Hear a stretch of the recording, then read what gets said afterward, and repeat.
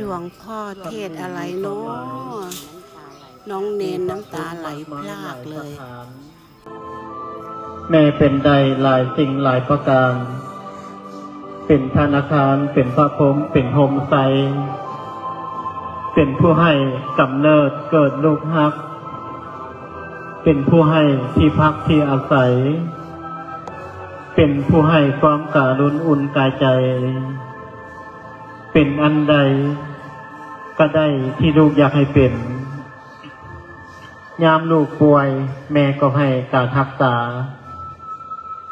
ลูกใหญ่มาแม่ก็ส่งให้เรียนหนังสือ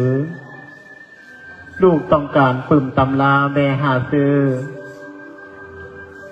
ลูกปรึกษาหาลือแม่ยินดีฮักใดแน่ฮักแท้เท่าพ่อแม่ฮักผูกสมัครฮักมันบ่หวั่นไหวห่วงใดแน่บ่ทอแม่ห่วงดังดวงใจที่แม่มีให้กับลูกทุกๆคน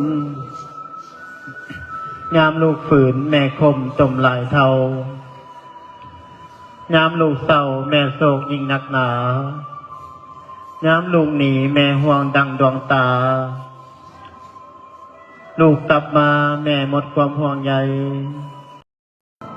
คำ